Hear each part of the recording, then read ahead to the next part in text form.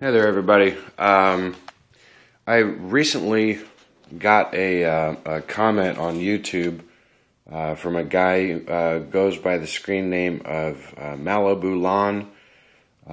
Seems like a super nice fella. He seems like he's a bit of a tinkerer, like I am.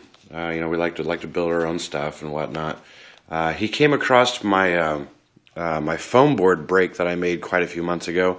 For when I'm making wings for my planes that are 40, 50, 60 inches. For quite a few months ago when I made this, I was using this brake to bend that leading edge of my arm and wing airfoil.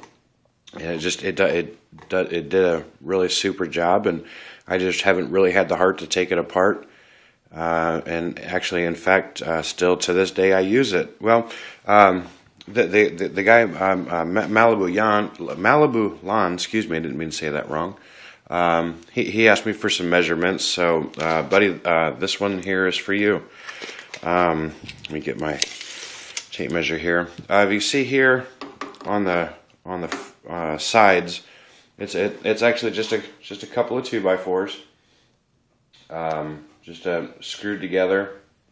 I made the width of the base of it. You see there's about 9.5 inches right there, and then just the height of the 2x4. Because I mean that part is actually pretty. It's not real important. But the overall length of it, that down there, come down here, yeah, I made it 66 inches long, or just, that's a little over, 66 then, a 16th. But the reason why I made it 66 inches was so that I could put my two pieces of foam board on the brake and still have a little bit of the brake on each end, hoping to get nice and even symmetrical bends.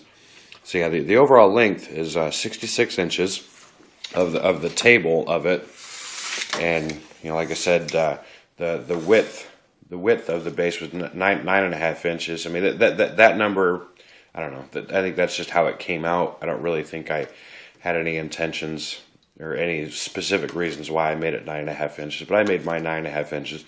You could probably go a little longer, a little shorter. I mean, you could definitely go a little longer on the width. You could probably go a little shorter and still get away with it, just to try to save some space, your garage or wherever you're going to keep it.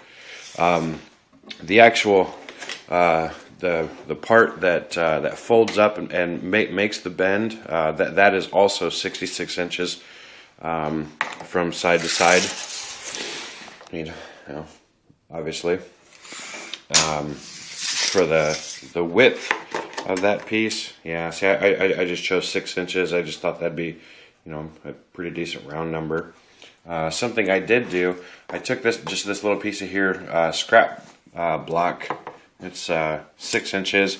I think it's 3/4 of an inch thick, and it's like, what is that?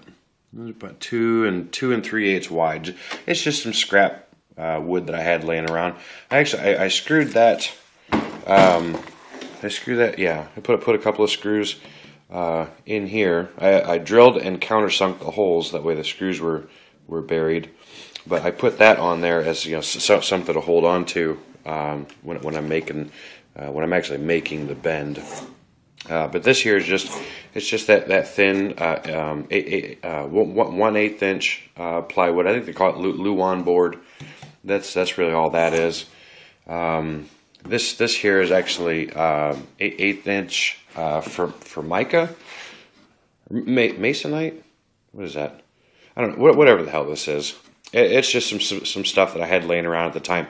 It's actually 2 pieces, just because I really didn't have enough to make the whole length. But starts down there, comes down here, and then another piece to finish it off. But to help keep some squareness, no, I guess I didn't do that. I was thinking I put some couple cross braces underneath, but apparently I didn't. Not that big a deal.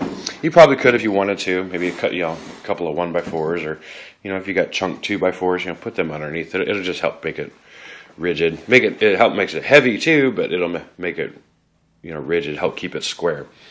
For the hinge that I used, I think they call it a piano hinge. I'm not real sure. I've got a hinge here, hinge in the middle, and a hinge on this end. These three hinges were actually one whole hinge when I bought it. It was 3 feet long. I believe it was 3 feet long. These are okay. It was 4 feet long. Yeah, because each hinge section I cut at 16 inches. Yeah, I did see that. So yeah, so I cut those at 16 inches, and I think I just used my Dremel tool, my Dremel cutoff tool, just to cut them.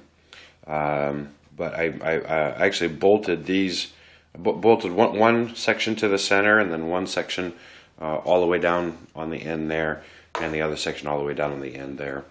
But I just used some short bolts that I had laying around here. I don't know, they're probably, I don't know, 1/2 inch, something like that. And they're pan head, and like I said, it's just what I had around here, so that's what I used.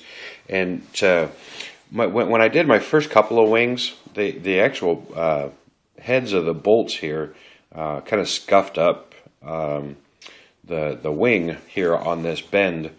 So I actually took some of this moleskin and put that on there just to cover that up, so it doesn't scar up the packing tape on the foam board. Here, where the hinge is screwed into the table of the foam brake, I think I just used a bunch of drywall screws just to run those in there, because they're per section. Let's see, there's 1, 2, 3, 4, 5, 6, 7, 8. Yeah, there'll be eight holes in a 16-inch section. So I've got 8 nuts and bolts here, and then 8 drywall screws on each section, screwing them on there. So that's basically the gist of it, I guess. I really don't know what else I could cover for you, what else I can show you. To my buddy Malibulon, dude. If you got any questions about this thing, let me know. You were mentioning that you were going to build one, so good luck with that. I really hope that it comes out good for you, and I really hope that you've got the good success with it, like I've had with this one. I love this thing. So quick overview. 66 inches long for the table, and I don't know what you call this part, but the part that folds over, that hinges over. The overall length 66 inches. Again, the width on my table is 9.5 inches. For the part that folds over is 6 inches, and I guess that's really about it, isn't it? So anyway, I appreciate you guys watching. If somebody else wants to put one of these together, I really appreciate it if you post it on YouTube as a video response, so I can make sure I see it. I think that'd be pretty cool. All right, guys, take it easy. We'll talk to you later.